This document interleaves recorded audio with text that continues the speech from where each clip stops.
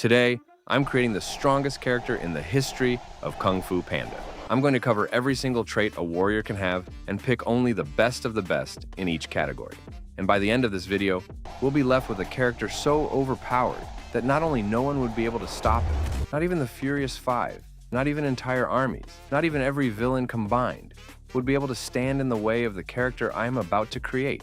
Okay, now just as we did in previous videos, a small rule to make this more interesting.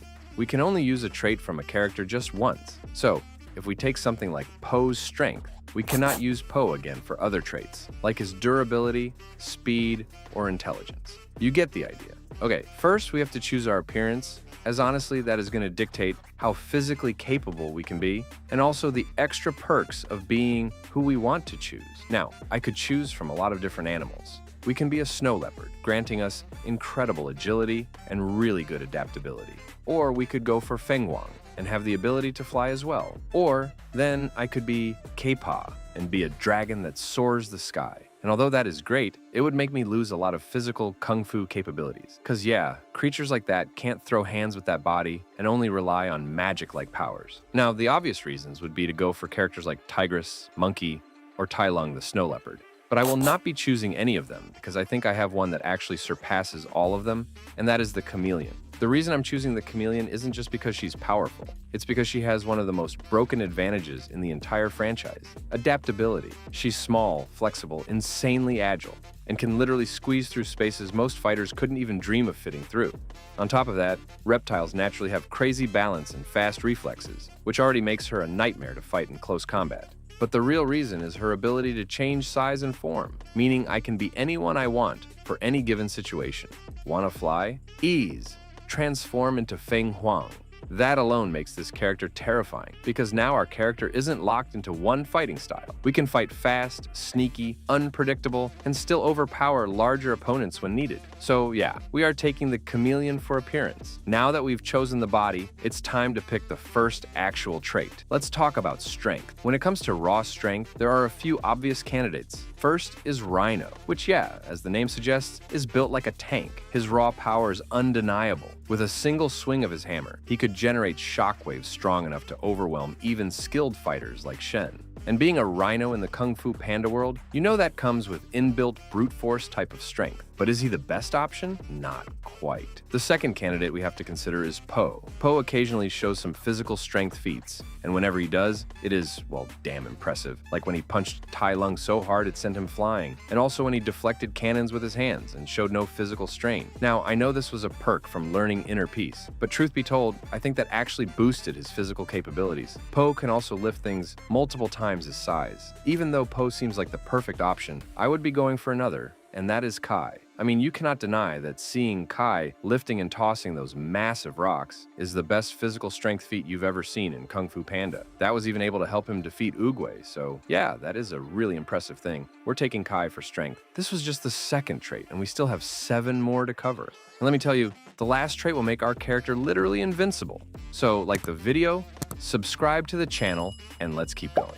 The next trait we have is speed. Now, speed is quite tricky because we got characters like Monkey, Tigress, Tai Lung, and Shufu. For Monkey, he can move unpredictably fast, and I mean movement speed. Tigress has explosive bursts of movement, and Tai Lung was so quick he escaped an entire prison while hundreds of guards couldn't even react in time. Then there's also Shifu, who has shown insane reflexes, dodging attacks effortlessly and keeping up with opponents far stronger than him. Now, amongst these 4 mentioned, the only 2 I can see making the cut here are either Shifu or Tai Lung. However, I want to use Tai Lung for another trait later in the video, so for now, we'd be taking Shifu for speed. Okay, now let's choose our IQ, aka intelligence. The first candidate is Po. Nah, I'm just messing with you. Obviously, our pick here would be Master Oogway. This is the same turtle who founded Kung Fu as we know it, created the Dragon Warrior Prophecy, mastered Qi centuries before anyone else, and understood people better than they understood themselves. Oogway wasn't just smart in terms of knowledge. He had wisdom, strategy, patience, and insane battle IQ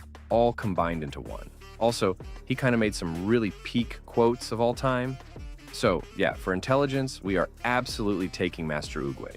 All of this intelligence will mean nothing if our character doesn't know how to fight. So let's choose our battle IQ.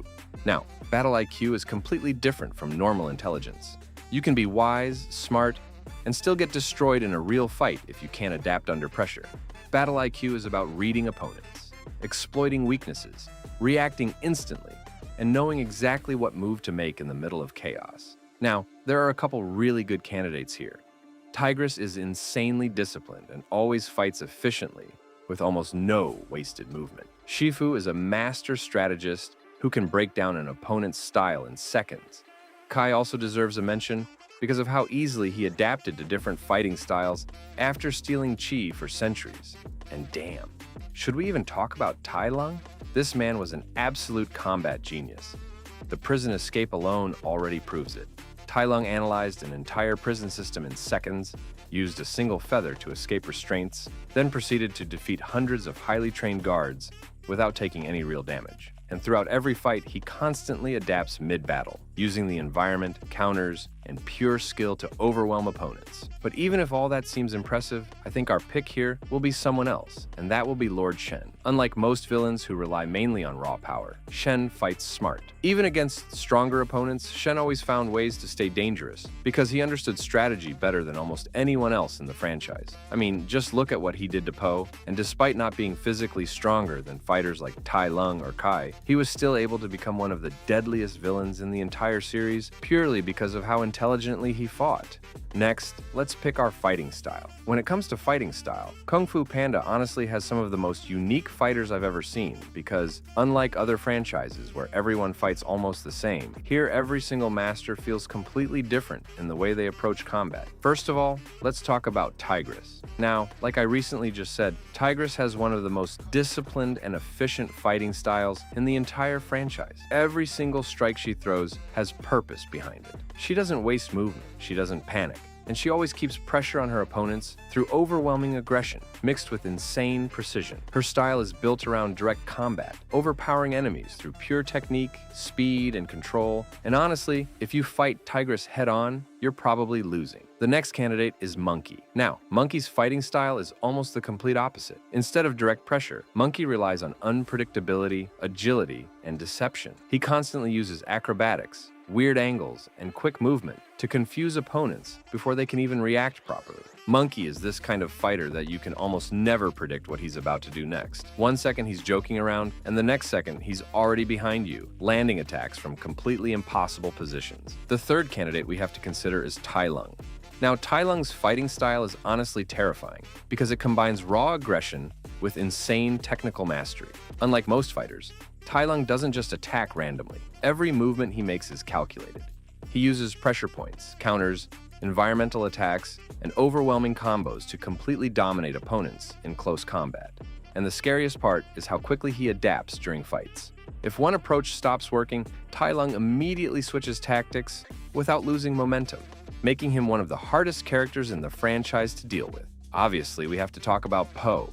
Now, Po's fighting style should honestly not work, but somehow it becomes one of the strongest, if not the strongest, in the entire franchise.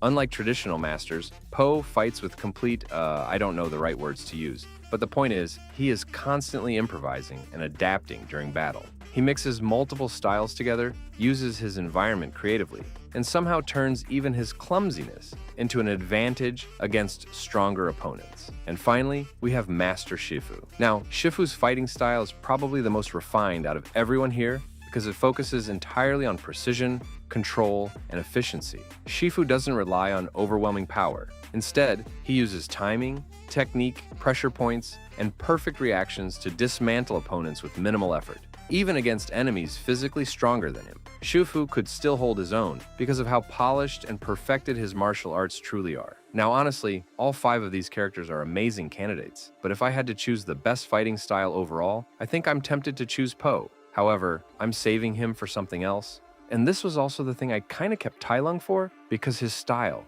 simply has everything. Raw aggression, adaptability, technique, pressure point mastery, mobility, and complete domination in close combat. Add in the fact we could also transform into other animals, and it gives us a very huge advantage. 7 traits down, 3 to go, and let's continue with endurance. This simply tells us how much our character can continue fighting no matter how much damage he takes. There's Po, who somehow keeps getting back up no matter what you throw at him. From Tai Lung's nerve attacks to literal cannon explosions, this dude just refuses to stay down. Kai also deserves a mention, because this guy fought for centuries, stealing chi and battling masters without ever really slowing down. His stamina is on a whole nother level. And of course, there's Master Croc, who could tank massive hits and still continue fighting through pure toughness alone.